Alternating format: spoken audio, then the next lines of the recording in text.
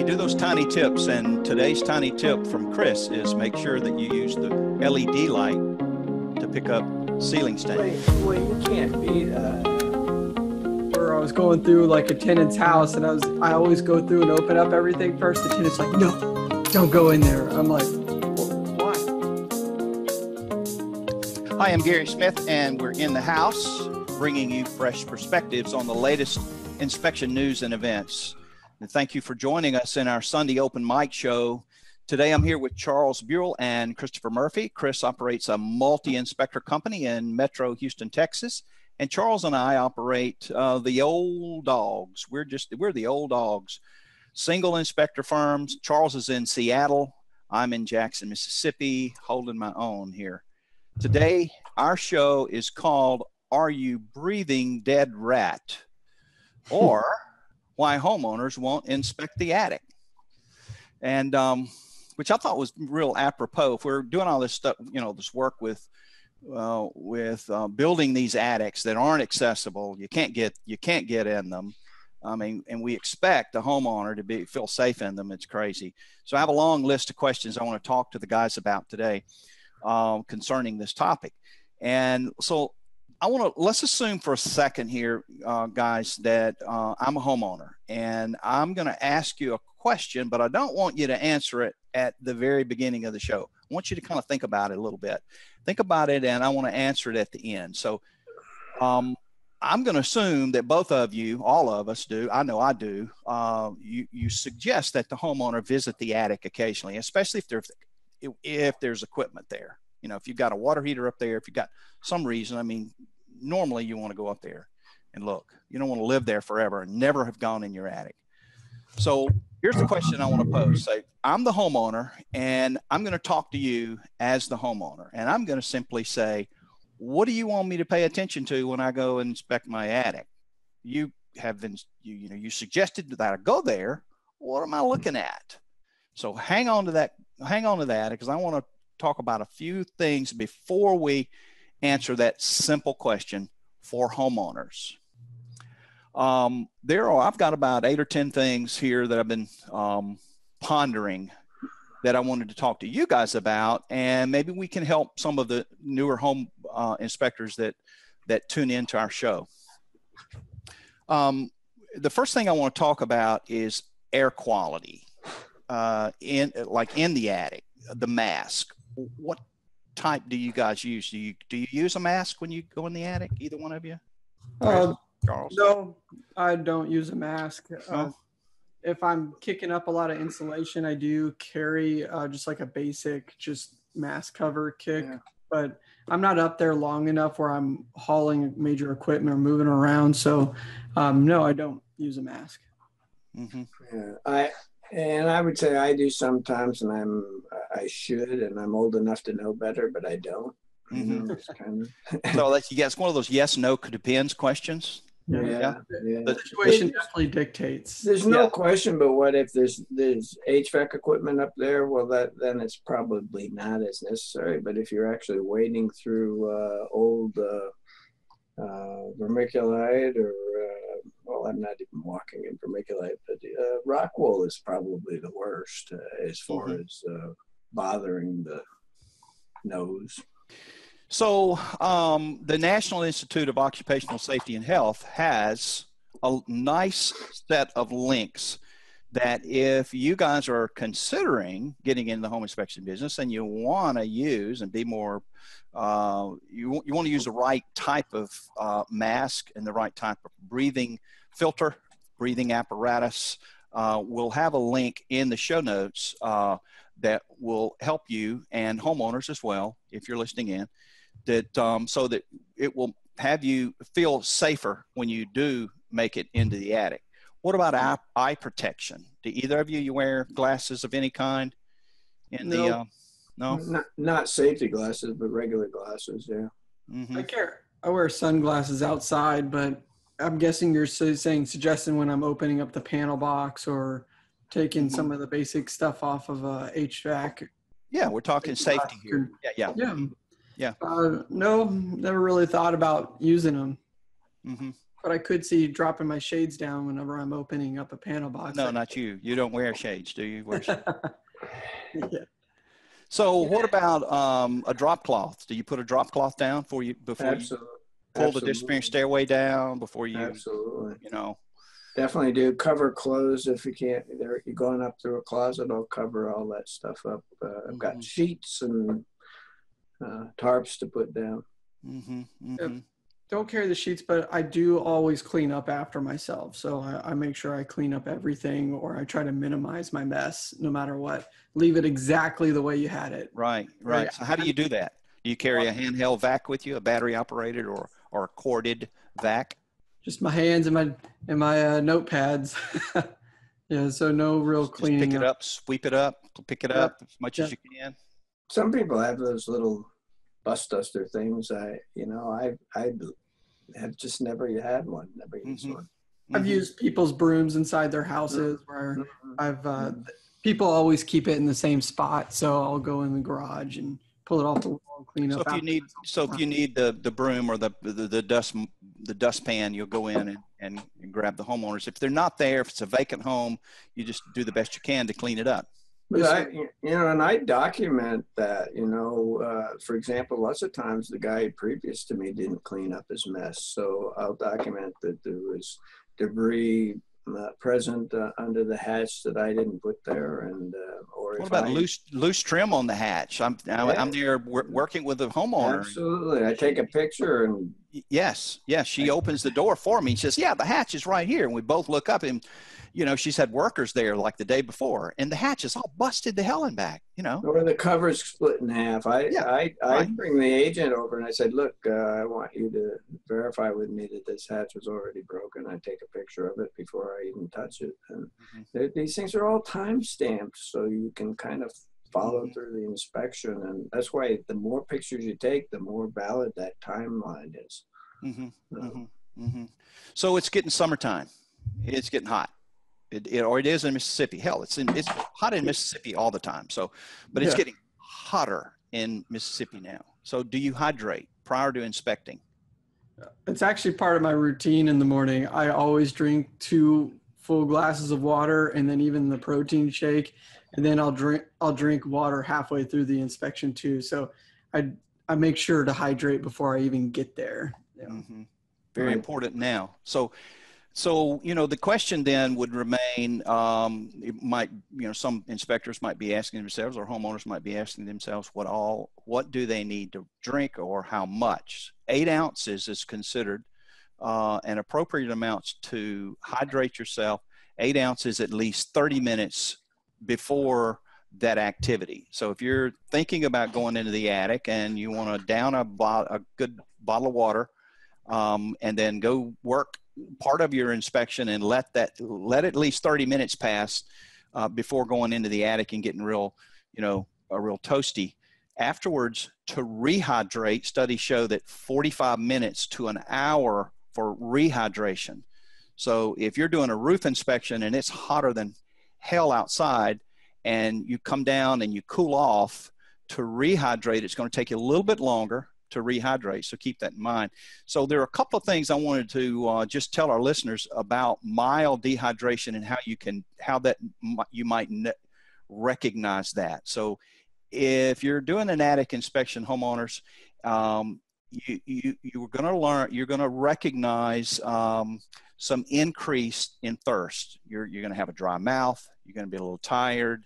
This is mild dehydration. You might be a little sleepy. You're going to have either a low volume or a yellowish urine. Okay. You will notice that you might have a headache. You might have some dry skin, or you might be a little bit dizzy. That is mild dehydration. So know that the more severe dehydration, this is something you might want to, prior to calling 911, you're going to be so dizzy you can't walk. You're going to have a high heart rate, a rapid heart rate. You're going to feel lethargic. You're going to be confused. So that, if you're working with someone that has severe dehydration, you want to ask them, what's their name? Where do they live? What time is it? Where is it? What day is it? Those kinds of things. If they're confused or if they have fever, you need to be calling 911. So you guys sound like you live someplace uninhabitable.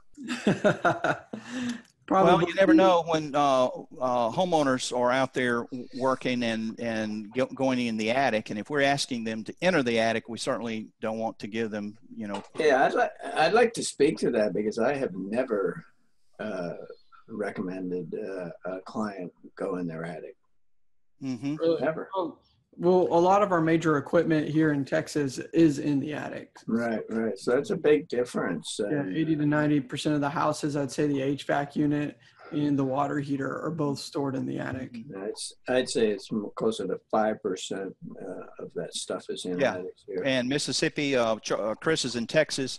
I'm in Mississippi, and I would say that 95 to 98% of our new house, almost 100% of our new house stock within, say, the last 25 years.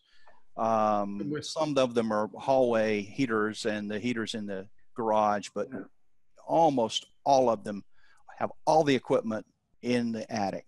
I'm with Charles. I'm so Charles. Yeah, 100%. Yeah, it's 100%. Yeah. I have a question about, you have water heaters in the attic too, right? Yes, sir. And I find that kind of interesting, because actually they should be more efficient in the attic, yes? But does anybody have any numbers as to how much? I've never really looked at it, but I've always thought that they would be more efficient because it's about 104 degrees up there. Yeah, so.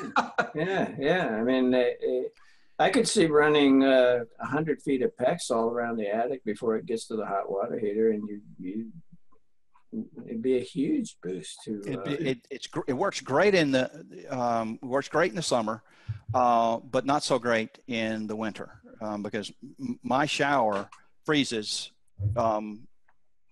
regularly when it gets cool. If we get down to 15 here, which is about my limit at 15, and it's also my limit for coldness. And if it stays 15 for many days, I'm moving to like Florida. It's like too cold.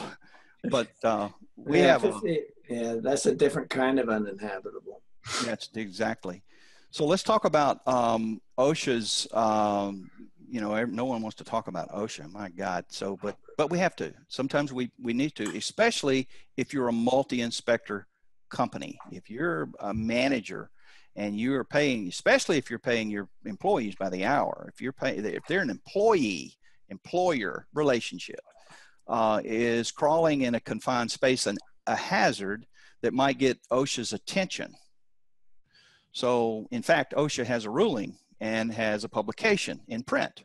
It's called guess what? Confined space publication. That's right. And it's defined confined space as one that may contain certain hazardous conditions. Okay. So the next, we've got a confined space protocol. Okay. OSHA has that. There is another level to that, and that would be a permit required confined space. I think that's going to be more like manholes, but there's a little bit of confusion out with a lot of the energy raters who have to put their guys in really, really tough situations to, tighten up roof boots and, ceiling registers and things of that nature. So what would be a permit required confined space? There's three or four things. I'll name them real quick. They have the potential to contain a hazardous atmosphere. Okay. And that might contain a permit. That might force you to get a permit.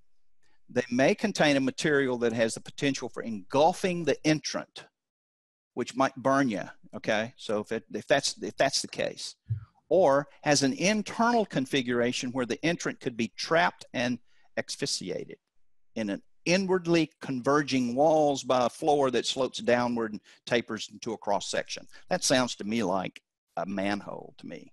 If you've got a space, you're putting someone in a space and it gets smaller and smaller and smaller. The last one is it contains any other recognized serious safety and health hazards. Boy, that's a broad one. Yeah. Does that sound like OSHA though? All these specific things. And by the way, anything else we can think of. Yeah. It almost sounds like an attic.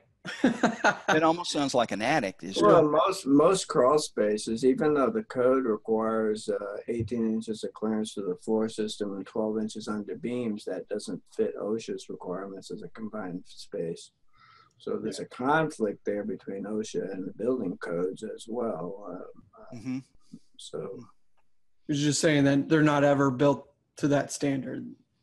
Well, no, they if they're built to code and you have a minimum of 12 inches under the beams and 18 inches to the floor system, you're not going to meet OSHA's requirements for for just crawling.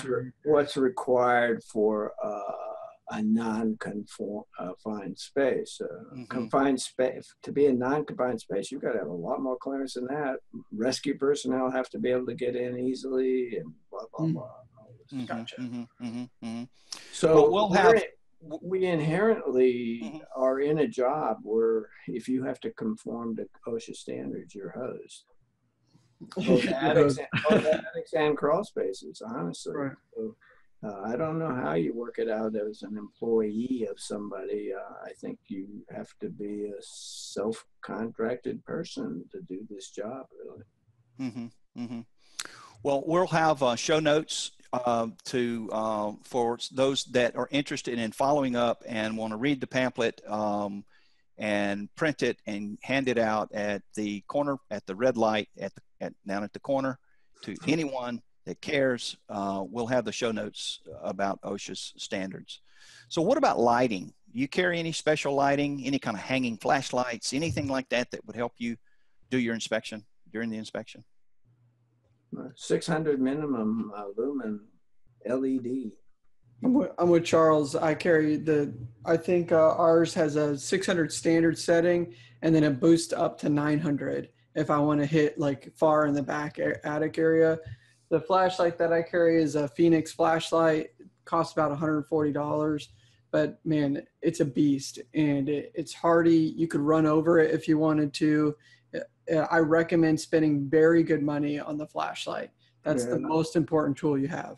And I want something big enough to whack a dog on the nose with too. It's some of these are little teeny guys that are about 6 inches long and they're still high lumen, but you could almost swallow them. Yeah. I like something a little heavier. So mine's a palm length, so yeah, you're not going to hit a dog with that very well. No. You better throw it at him. Yeah, you better chunk it at him. We say that in Mississippi. You got to chunk it at that dog. Yeah, he'd swallow that sucker. That's right. This is mine right here. Okay. Yeah. Yeah. And for those of you who are listening on the podcast, Charles and Chris just held their flashlights up to the camera. It's really very cool. Yeah. An LED flashlight too as well. Make sure it's that bright white light because you don't want it to be the yellowish. You're going to cover up water stains, which is really huge. And that's what most people's own lamps are. They're like a yellowish light. So if you're just looking at a yellowish light, it's already going to be covering up the water stain. So I always tag the ceiling as we walk in with my flashlight, and you'd be surprised how many water stains that you're going to come across. That's true. Good tip. Well, we do those tiny tips, and today's tiny tip from Chris is make sure that you use the LED light to pick up ceiling stain. Well, you can't beat a 600 plus lumen flashlight for scanning walls for unevenness or past repairs or where they took a door out or a window out or all of that stuff just jumps out like crazy at 600 plus. Different color paints. I mean, it hits it like crazy. Yep. So it's we've already mentioned it. It's summertime. It's hotter than who'd have thought already here. What do you wear? What do you wear? Do you wear a long sleeve shirt? Do you put on any kind of other clothing to go in the attic?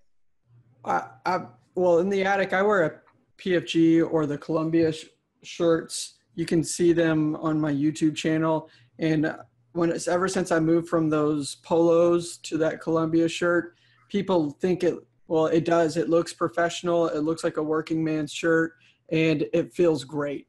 Almost like pajama worthy. It's not long sleeve. It's a short sleeve shirt. You have the option between to roll them up or roll them down. I like to keep them down whenever I'm in the attic or in the attic space, or if I'm crawling through bushes. But I think those PFGs are great. I mean, they're really good shirts. So what about the towels? What about those towels that you can put the water in, that you throw around your neck and tuck the end of the towel down into your shirt to keep you cool while you're in the hot attic? Man, I'm so glad I don't have attics like that. Really? Yeah, no, never added anything extra like that. I'm just not up there. I'm up there long enough to break a sweat, but I'm not spending, an hour plus in the attic. We're up there like 20 minutes, so it's not enough that I'm going to die, but it does get toasty up there. Yeah. Wait till you get 63. You'll be looking for an air conditioner to carry with you up there, because you can't take the heat when you get old like me. So what about raccoons, bats, rats, squirrels, spiders, lizards, birds? Have you found a snake up there? Nope. No? Nope. I know most of the things in the attic are nocturnal, so I know I'm scaring them away or they're going to stay quiet. So I haven't came across anything crazy, but I do have a funny story where I was going through like a tenant's house, and I always go through and open up everything first. The tenant's like, "No, don't go in there." I'm like, "Well, why?" He's like, "That's where the raccoon lives." So he had a pet raccoon in a cage, or was he loose that walked around the house? I think it lived with him. I've found more rodents in the attic with thermal imaging than I have actually seen them live running around up there. In the comments in the Facebook page, Mr. McGinnis, he asked if high lumen flashlights wash out your photos. And I actually don't. I use a separate photo for my flashlight. So if I see a water stain, I identified it with my flashlight, but I don't use my flashlight to take a picture of it because there's their own LED flash within the camera. So it doesn't. Either that or you turn the flash off in your camera. Right. Yeah. So it doesn't wash it out. Dustin, going back to the drop cloths, Dustin says branded drop cloths always. So Dustin never misses a chance to catch that brand in there, just in case someone comes in on you while you're in the attic. Or if you leave it there, I mean, it's good advertising. Or if you leave it, that's or if you cover the dog with it, or yeah. I would like to know how much that costs, because that's a good idea. You could just say, "Hey, I was up here and I did my best to stay clean." It's a really good idea. So I'll pose this question to you. You probably both know it, but what is the minimum hatch access opening size, inside opening, to be able to get in? What is the minimum that a builder or a homeowner needs to have left for you when you arrive at the inspection? What's the minimum hatch size opening? If I can fit in it, I'll get in it. Yeah, get in it. Yeah, it's got to be whatever fits between 24-inch on center by 30. You got it. 20 by 30, according to Carson Dunlap's book, 20 by 30, and in Canada, 20 by 36. And then you got to have 30 inches of clearance above it as well, so it can't be right down in the eaves. It's for headroom when you get in the attic, once you pass through the ceiling, right? That's right. And is that measured from the ceiling, Charles? Do you remember, or from the top of the ceiling joist? It's from, I believe, from the ceiling, because it's not from the insulation. It's from the ceiling. Not like if you got 18 inches of insulation, you don't measure from the top of the insulation to the. It's going to matter if you are crawling through a 2x12 versus a 2x6 ceiling. That's right. Give you 6 inches less squeeze money. Yeah. What about the minimum width for a service walkway? What is the width of the minimum width of the service walkway going from the opening of to the walkway? To the inch and a half. Inch and a half. That would probably work for a very small man. I think for truck requirements, it's like 30 inches or something like that, and within a certain distance from the attic space to the major equipment in a 30 by 30. I know it's 30 by 30 work platform, right? Mm-hmm. Right, 30 by 30 work platform. But the path to there, I've always thought that it was 24 inches. 24 inches wide. 2 feet wide. So if we've got anybody in the group that wants to look that up and post that, what's the minimum width of the service walkway from the equipment to the opening of the attic entry? I'm saying 24. Chris thought 30. I think Charles is at 30. Yeah, but also the walkway part, I'm not sure about. Mm-hmm. I'm just saying the platform in front of whatever you're working on up there. It's 30 by 30. But also, I want to make sure it's clear that that doesn't limit me getting to the equipment. I'll do what I can possibly do to get there safely. And if I can have a visual path where I can be on the ceiling joists or I can make it to the equipment, I'm going to go. Mm-hmm. And Chris is a home inspector. He is going to be in those attics every day and probably sometimes 6 days a week. For homeowners who go in there once a year, if you feel uncomfortable in your attic, call Chris. Do not go through that attic if you feel unsafe. You will fall and hurt yourself. You'll go through this. If you can't see the floor, don't step there. That's a good tip. And for another homeowner tip, if you leave the provided walkway that has been left for you to transverse, please keep 3 points of contact at all times. It's a good tip. Move like a sloth. Hang on with hands and only move, you have 3 points of contact at all time. And another good just basic tip is I always say, don't look and move. Watch where you're walking and then stop, plant your feet, and then look for the problem. Mm-hmm. So go a few feet, stop, look, mm-hmm. and then that's how I teach my inspectors or anyone in the attic. Look mm-hmm. where you're walking and then look for the problem. So the intent here is to help homeowners be able to understand that and for inspectors and home builders, whoever is listening to our podcast and can get the point across that it's obvious to me that if trained professionals that are in the attic every day, we are still struggling with making sure that we are safe and can get out without damaging it. Homeowners have got to be mortified by going into the attic. They don't ever go in one. And when they do, it's either hot or smelly or something's going on. So it just drives home the point that we need to do a better job of access, folding stairways, attaching them, headroom. Lighter stairways too, in my opinion. Mm-hmm. Some of those attic ladders you're putting up there, these brand new houses, they're heavy. They're mm-hmm. pretty heavy. So mm-hmm. lack of access. So have either of you heard of something called the Joist-Mate? It's a platform that has a strap on it that you can carry up into the attic. And I found it today on a website that offered cable contractors tools and the like. And I thought it was real cool. And I thought, man, I could build this really easily. It's it takes up a space that's about 20 inches by 24, and it has L brackets under the bottom of it that allow you to sit this piece of plywood down in between or on top of the joists, but the angle iron keeps it from sliding. So we'll put a link in the show notes to something called the Joist-Mate, and you can kind of see what I'm talking about. And if you guys have any ideas or have questions about it, I plan to build one, and I'll put some links in the group and on my social stuff. So keep an eye out for that. Let me ask you. Go ahead, Charles. Yeah, I was just going to say, not only is that minimum size for the access like 20 by 30, it also has to be whatever it's going to take to get whatever HVAC equipment out of the attic that you have up there. Yeah, we'd love to believe that. I can't tell you how many water heaters are left in the attic in Texas. Yeah. There's a ton of equipment, which brings about, and you open a can of worms, as we always do on this show, is we just love those wiggly worms.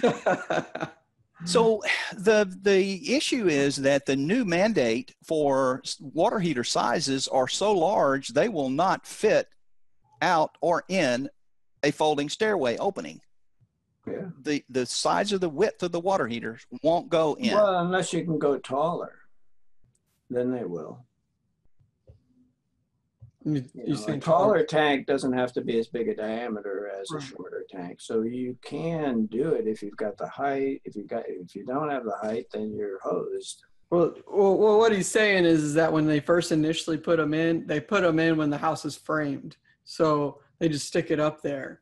And whenever they go to take them out, the house is finished and it won't go down the attic. So that almost no water heater prior to this requirement was 21 inches in diameter. They're all, I mean, that's a big tank. That's a wide tank.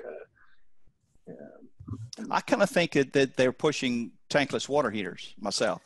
I think that EPA had an ulterior motive in mind. And, you know, I'd like to go on record as saying that they had an interior motive online. I really hope not. Tankless water heaters will just make those sorry dogs so big you can't get them in the attic, and someone will have to buy a tankless water heater. Yeah, but you know, like let's say you have a 50-gallon tank, you can get a 4-foot high one as opposed to your old 3-foot high one, and it won't be as big a diameter. Yeah, if you got the headroom, that might work. Yeah, yeah. So let me ask you this. Have you ever seen a guardrail in the attic to prevent you from falling down the hole? I have. If you got stairs going up there, they're required, but not with a ladder or that kind of thing. So let's make sure we're on the same page. If I have a set of folding stairs and I pull it down in the center of the garage and I transverse those stairs, I get into the attic and I reach out and I grab nothing. I get down on my knees and I crawl over to near a brace where I can stand up and hold on to the roof brace. There is not a handrail or any kind of metal railing to prevent you from falling down and accidentally falling in that hole down the stairway. No. Code's a minimum rule for that. Minimum standard. They're not gonna go there with that. Yeah. It's also a really good point too, though, is like the reason why he's emphasizing this is where they're putting their filters. So, you know, a less agile person isn't going to be able to do their quarterly or depending on if you have pets or not, 2-month maintenance to change out your filter on your AC unit. Yeah, I know it's a problem. I don't think that anything that needs to be homeowner maintained should be in the attic. Well, obviously, yeah, that would be the best thing is to just clip it off at the ceiling line, because that's where they're going to dust, and then just put the roof on right on top of that and have no attic space. That's right. Have everything below the roof. You know, obviously the best case scenario for all HVAC would be no ductwork in the attic. That's right. So why if you're not going to have the ductwork in the attic, get the unit out of there too. Mm-hmm. You know, that would be a fantastic. It'd be such a huge. If I were king, that was one of those. If I were king, I would have them all changed that way. But the reality is, they're not that way. Millions of homes. It brings up a really good question too, and it's been happening a lot, even with the Meritage homes down here in Texas. Is they've been foaming the attics. But my problem with that myself is with a foamed-in attic space, and you're putting a 25-year shingle on it. How are you going to know your roof is leaking in 20 years or so? I mean, Charles, what experience do you think? What kind of roof would you recommend with foam insulation? You think a regular composite shingle is okay? I'm not a fan of composite shingles at all. I think I've got a standing seam metal roof snap block roof on my house, and I think it's awesome. It's recyclable. While asphalt shingles are somewhat recyclable, I think it's still a huge drain on natural resources. And it's actually what I was leading you into is the metal roof. You know, the metal roof is where it's at. It's a 100-year roof. Sure. And, very little maintenance on it. And I was just wondering, you know, that's something that's part of the attic. You're trying to lead Charles down the path, and he's already beat you there. He did. Yeah. How Charles does it's that. already on his house. Yeah, I know. I don't know how he keeps doing that. He's like 3 steps. Only because I've been, I try to do what I argue for. Like I try to talk to my clients about installing AFCI breakers in their older houses, and I've done it to my own house, so nobody can say, "Well, do you do it to your own house?" Yeah. Oh, is that thing where the cobbler's children go barefoot? Yeah. Shoemaker. Yeah. So, do clients follow you in the attic when you go up? Do you allow them to follow in the attic? No. Do you want them in the attic? Never. Completely up to them. It's honestly completely up to them, and then I stay on them. I'm like, hey, I'm gonna nag you a little bit, but I don't want you to go through. And they're like, oh, I'm fine. But I haven't had the issue because I'm always be like, watch where you step. Yeah, I told my client, I'll do the attic and report back to you. And I'm halfway down traversing through these trusses, and I hear this noise, and I turn around, and there he is, standing on the sheetrock ceiling with the a truss between his legs. I mean, it was all I could do to not freak out and scare him so that he falls through the ceiling, Right. But I don't. You see every day when we see stories of home inspectors falling through ceilings, so our client's not going to fall through the ceiling. I'm not letting them.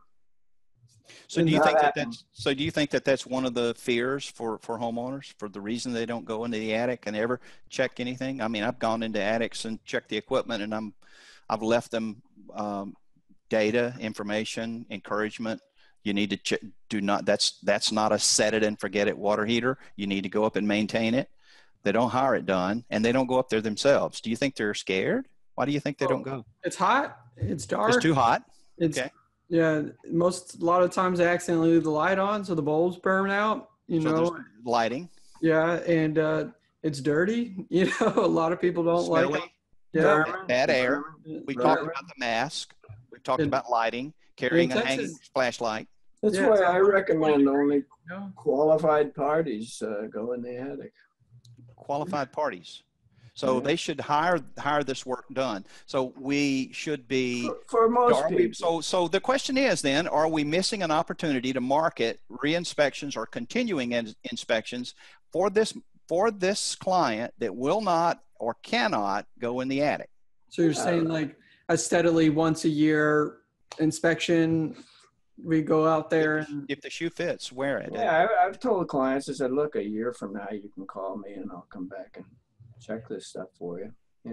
You can't do any work for them within a year, but after a year, I think it's fair game. I do that with wasps in vent caps. They like to get in behind the screen and build nests in there so the flap doesn't open. And honestly, pest companies that have employees aren't allowed to go on roofs generally, so they're not going to clean it.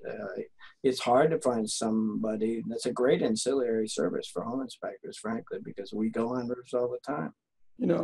So those of you who are looking for other ancillary services, we have our last podcast or two. We covered ancillary services. So Charles is just reiterating, adding one to it. Go ahead, Chris. Yeah, and that actually leads into, I've had this idea forever of just being like, people will not change their filters, even if it's sent to their door. I know. And I'd be like, if someone charged me $40, but I could figure out how to, mass get filters, have a warehouse full of them. And then I just have it part of my inspector's routes where it'd be like, hey, you have to hit this house and do these filters. And that's steady income right there. Just, I'd be like, hey, I'll take a look at your equipment, drop bleach down the line, and I'll also change your filter. Chris, we'll talk later about that if you'd like to. Yeah, no, I think it's an awesome idea. I think you'd right there, sell it to them. If you want this monthly service, or buy quarterly service, we'll knock it out. I've always had that great idea. So Mark Parley is in with us, is in the webinar with us, and he says that the passageway requires continuous solid flooring, which is a minimum of 24 inches wide. 24 inches. Nice. Hey, Mark. Thanks, Mark. Yep. Thanks, Mark. Appreciate that. So the insulating cover. So you pull the thing off. You crawled in there. You stuck your ladder in there. You're up in there. You got a little headroom. you start out, you drop it back down, and it's a single piece of drywall, or it's a piece of 1/4-inch paneling, or it's a piece of 3/4-inch paneling with no insulation. Should the homeowner, or do you talk about that? Do you say, hey man, it'd be a great idea if you insulated this, put some polystyrene on the back of it? It's required to be insulated okay. by modern standards. Do you point that out? Does that ever make your inspection report? Absolutely. Weather stripping more important than insulation, in my opinion. Mm-hmm. You don't want Chris? all that. No. That gets missed. You don't mention that. No. And here's another question: is when you say we don't really do that, is that a real estate agent hot button? So that'd be something that a real estate agent would find picky. Oh, you didn't insulate the drop down opening. Oh, I'm sorry, I misunderstood what you said. Yes, we do call out insulating the attic access.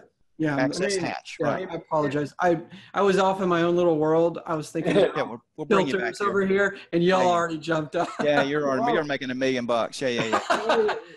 My head started going. How many times a week or day do we hear on the internet discussions about moisture issues in attics? Mm-hmm. Well, the biggest bypass is missing weather stripping on the attic access hatch. Mm-hmm. So you got to call for it to be there. I don't know. My house is pretty dry. I think the humidity level in my house is about 45-50%. Year round? Yeah, it's a conditioned space. Well, right, but when you have 50% moist air going into the attic in the winter, that's much less. You're going to condense out on your roof sheathing. Yeah, if you could find that here, it's just not below 70% here ever. If it is, it's just because the wind's blowing that day out of the north for 30 minutes. But in the northern right, according to the climate. Right. Sure. You're just asking for trouble to have a unweather stripped attic access hatch, and it's one of the big bypasses. And honestly, blower door tests will fail because of it. Certainly. Mm-hmm.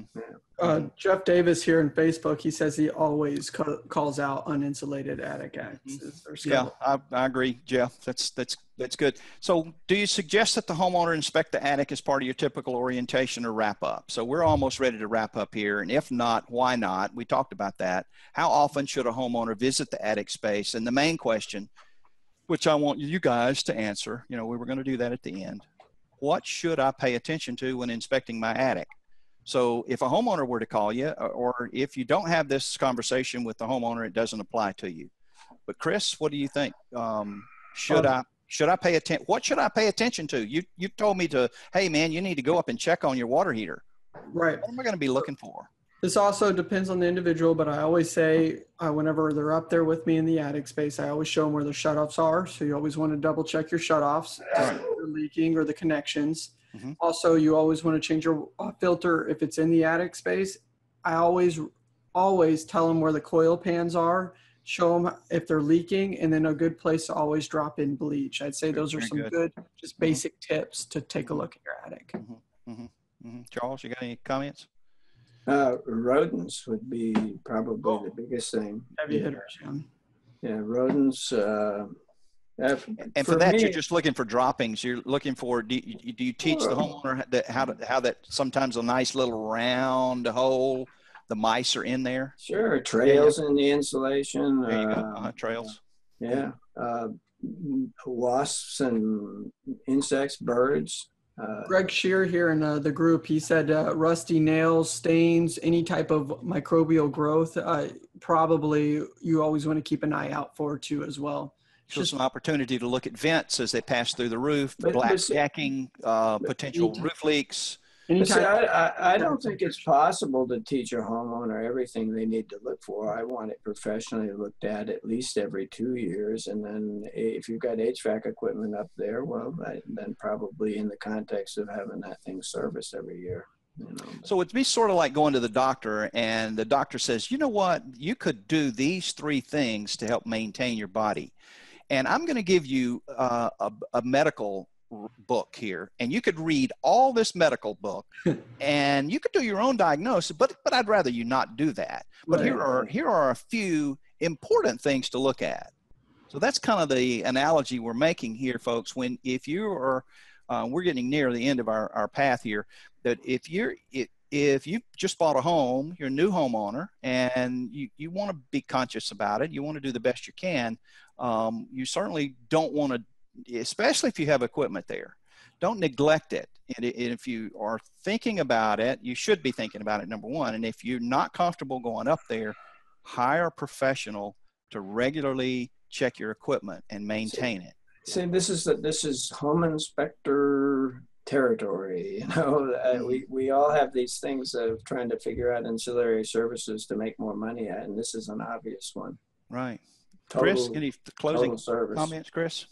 No, sir. Just I'd recommend just keep it simple for the homeowners. I always like to keep it simple. Check those shutoffs, check the pan, always change your air filters for the Texas environment or the South where your equipment's upstairs. Mm-hmm. Make sure the light bulb stays working. Yeah, so you can see. Yeah. Hey, look, I mean, those are all great. Those are all great suggestions. We're going to check you guys out next week.